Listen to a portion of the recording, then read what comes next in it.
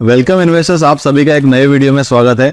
तो ये वीडियो में हम काफी एक इंटरेस्टिंग स्टॉक के बारे में डिस्कस करेंगे, बट स्टॉक के बारे में डिटेल में डिस्कस करने के पहले just want to give the disclaimer. ये जो वीडियो है वो प्योरली एजुकेशनल वीडियो है। इसमें कोई भी रिकमेंडेशन या एडवाइस हम प्रोवाइड नहीं करते हैं। कोई बाय या सेल का एडवाइस नहीं है। अब आपके फाइनेंशियल कंसल्टेंट को या एडवाइजर को पूछ के जो डिसीजन है वो ले सकते हो। तो ये जो कंपनी है, it has a very very interesting business model. इनका बेसिकली जो बिजनेस है वो 3 सेक्टर में डिवाइडेड या 3 सेगमेंट के लिए वो कैटर करते हैं। फर्स्ट हो गया वो डिफेंस के लिए अलग अलग जो मटेरियल्स है या कुछ इक्विपमेंट्स है उसका मैन्युफैक्चरिंग करते हैं। सेकंड जो हो गया वो इलेक्ट्रॉनिक सेक्टर के लिए भी यहाँ पर कैटर करते हैं। And recently government of India is very very aggressive and supportive to have a production of electronics in India. तो सेकंड जो डिवीजन हो गया वो इलेक्ट्रॉनिक्स का हो गया। और जो थर्ड डिवीजन है दैट इज रेलवेज रिलेटेड। और ये डिवीजन में भी ये कंपनी के लिए कोई भी इंडिया में और ग्लोबली भी कोई कंपटीशन नहीं है। So it is a very very interesting company. ये कंपनी के बारे में डिटेल में जानने के लिए जरूर ये जो वीडियो है वो कंप्लीट देखिए।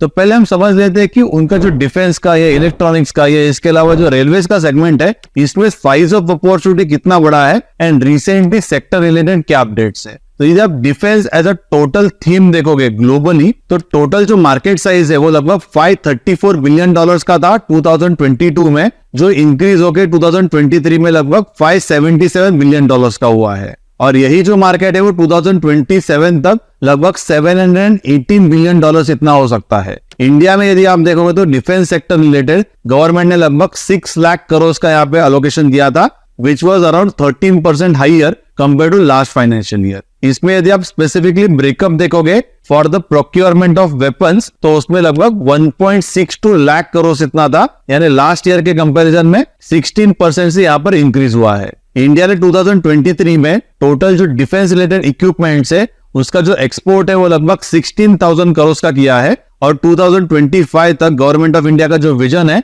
इसमें जो टोटल डिफेंस रिलेटेड एक्सपोर्ट होगा वो इंक्रीज होके 35,000 करोड़ तक पहुंचने का यहाँ पे उनका प्लान है। After defence now let's discuss about the second segment जिसमें कंपनी के प्रोडक्ट जाते हैं, विच इज इलेक्ट्रॉनिक्स मैन्युफैक्चरिंग। तो टोटल जो प्रिंटेड सर्किट बोर्ड है यानी PCBs which is a core of any electronic system, तो टोटल जो मार्केट था 2022 में वो सिर्फ $0.6 बिलियन का था, जो इंक्रीज होके 2026 तक $1.2 बिलियन का होने वाला है, यानी 18% का यहाँ पर CAGR का ग्रोथ है।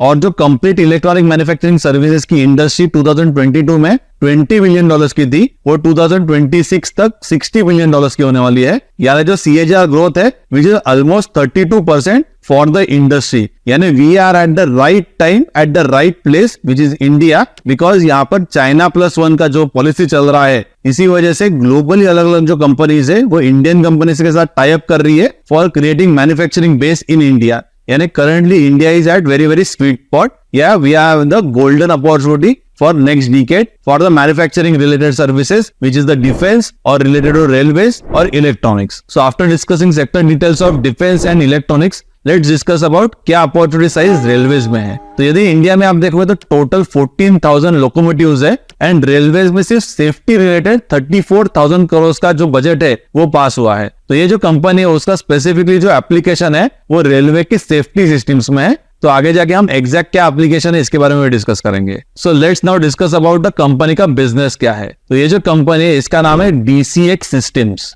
सो ये जो कंपनी का बिजनेस मॉडल है तो हम उसको ब्रेक कर लेते हैं अलग अलग सेगमेंट्स में एंड हर एक सेगमेंट को डिटेल में जानेंगे। यदि आप कंपनी के मेजर सेगमेंट्स देखोगे तो इसमें 3 सेगमेंट आ जाता है। First is manufacturing, second is system integration and जो थर्ड है दैट इज अदर्स। इसमें से जो फर्स्ट सेगमेंट है विच इज मैन्युफैक्चरिंग रिलेटेड, इसमें यदि आप देखोगे तो they have started the business with the cable and जो हार्नेस है उसका मैन्युफैक्चरिंग का। And recently they have entered into the PCB manufacturing. इसके रिलेटेड उन्होंने एक सब्सिडरी बनाई है जिसके बारे में हम आगे जाके डिस्कस करेंगे। तो ये उनका मैन्युफैक्चरिंग का सेगमेंट हो गया। इसके बाद में कंपनी का जो सेकंड डिवीजन है which is related to system integration, इसमें company IOP and non IOP करता है, यानी with offset and without offset करता है। इसके बारे में हम आगे जाके काफी डिटेल में डिस्कस करेंगे। एप्लीकेशंस यदि आप देखोगे तो मोस्टली सारे एप्लीकेशंस सारे डिविजन्स के डिफेंस, एरोस्पेस या मिलिट्री बेस्ड ही एप्लीकेशंस है। एंड जो रेलवे का सेक्टर है which is the upcoming segment, इसके लिए उन्होंने एक जॉइंट वेंचर किया है एक इसराइली कंपनी के साथ। टोटल ये कंपनी का जो वर्थ है वो लगभग $50 मिलियन का था।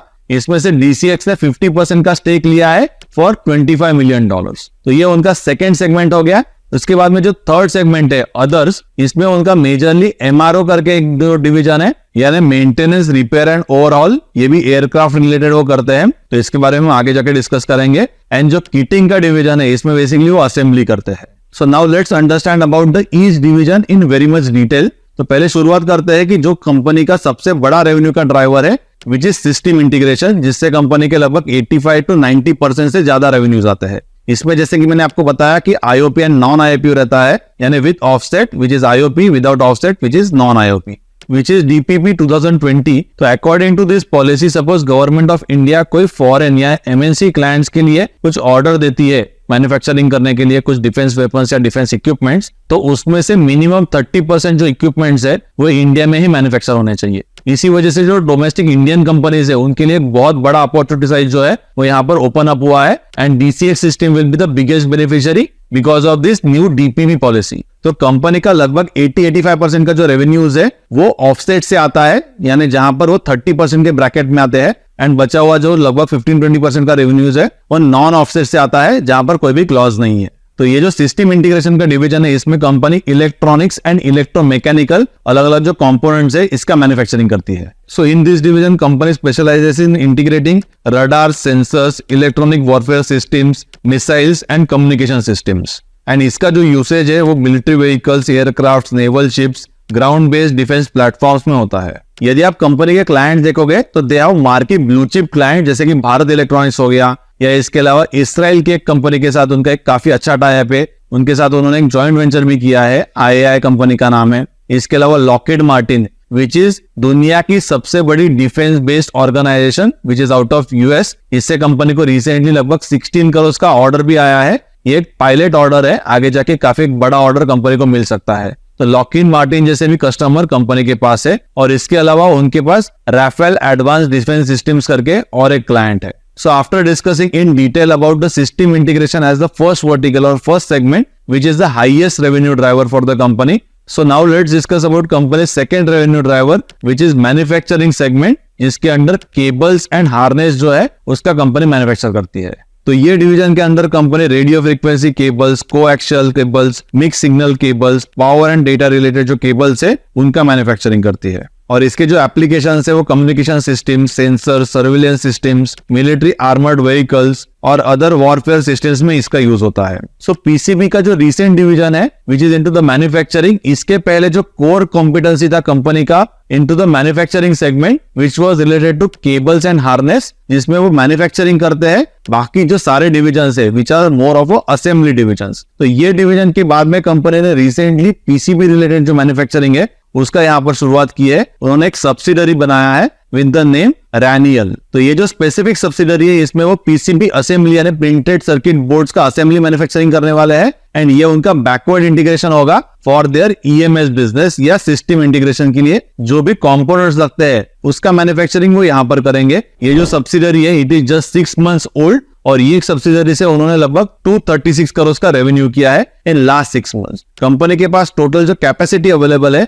विच is up to 2000 crore only in this subsidiary when they will be running the plant at full capacity utilisation. यहाँ पे टोटल जो कैपेक्स कंपनी ने किया है वो लगभग 30 to 40 करोड़ का किया है। इसमें से जो 10 करोड़ है वो एज ए इक्विटी गया था, और रिमेनिंग जो 20 to 30 करोड़ है वो एज ए डेट गया था। यदि आप कोई भी इलेक्ट्रॉनिक डिवाइस देखोगे, सपोज वो 100 रुपीज का है, तो ये जो डिवाइस है उसमें से जो पीसीबी होगा which will cost you about 80 rupees, यानी जो हार्ट होता है कोई भी एक इलेक्ट्रॉनिक डिवाइसेस का वो पीसीबी होता है। और इसीलिए डीसीएक्स सिस्टम्स के मैनेजमेंट ने डिसाइड किया to enter into PCB manufacturing because size of opportunity बहुत बड़ा है। करंटली यदि आप देखो तो 80% ऑफ द जो मैन्युफैक्चरिंग होता है ये सब्सिडरी में वो इन हाउस रिक्वायरमेंट के लिए होता है, यानी एज ए बैकवर्ड इंटीग्रेशन होता है। और रिमेनिंग जो 20% है वो आउटसाइड की जो ऑर्डर्स है वो कंपनी ले रही है ये सब्सिडरी में। बट आगे जाके यदि आप देखो तो as a size of opportunity बहुत बड़ा है। जो इंडस्ट्री है पीसीबी का मैन्युफैक्चरिंग का वही लगभग 20% से इंडिया में ग्रो कर रहा है। एंड जो ईएमएस का इंडस्ट्री है यानी इलेक्ट्रॉनिक मैन्युफैक्चरिंग सर्विसेज का जो इंडस्ट्री है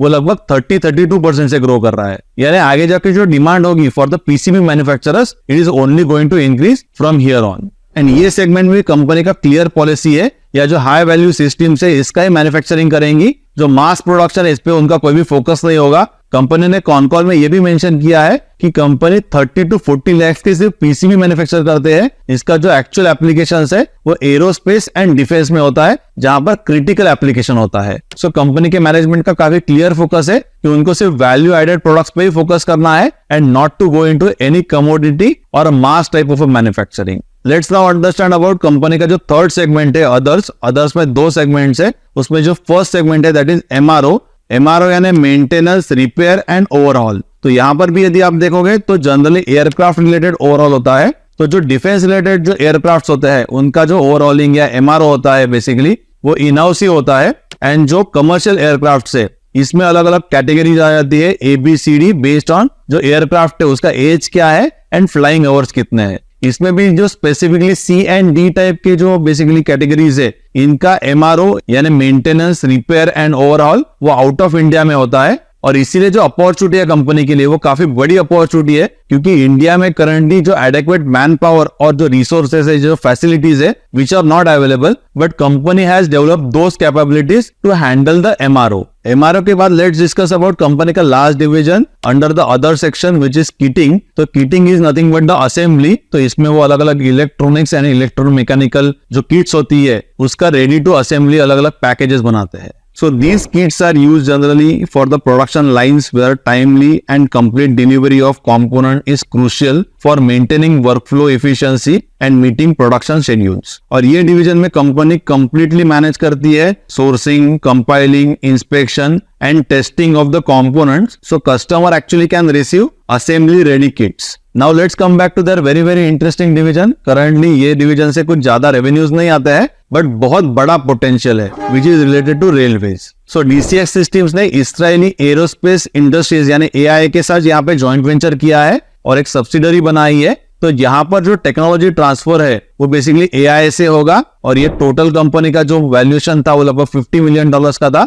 और ये कंपनी ने 3 to 5 years स्पेंड किए just for this particular technology which goes into the railways for obstacle avoidance या ऑब्स्टैकल डिटेक्शन। सो ये $50 मिलियन का जो कंपनी का वैल्यूएशन था, सो ये कंपनी में DCX सिस्टम्स ने 50% का स्टेक लिया है फॉर लगभग $25 मिलियन यानी 216 करोड़ में उन्होंने ये 50% का स्टेक लिया है। बिकॉज जो टेक्नोलॉजी है वो ट्रांसफर होने वाला है DCX सिस्टम्स में और जो सारा मैन्युफैक्चरिंग होगा वो इंडिया में ही होगा। तो अभी हम समझ लेते हैं कि ये पर्टिकुलर प्रोडक्ट क्या है और इसके क्या क्या एप्लीकेशंस हो सकते हैं। तो ये जो ऑब्स्टैकल डिटेक्शन सिस्टम है वो ट्रेन के फ्रंट में लगेगा और रडार एंड ऑप्टिक्स का यूज करके जो ट्रेन है उसके सामने लगभग 1000 to 1500 मीटर्स में जो भी ऑब्स्टैकल्स है इसका क्लियर जो पिक्चर है वो यहाँ पर जो ड्राइवर है उसको मिल सकता है and then the driver can navigate easily. और इसका जो टेस्टिंग है वो डे और नाइट में भी हो चुका है and they have got a very good response. Actual में जो टेस्टिंग हुआ है वो यूरोप में नीदरलैंड्स में हुआ था।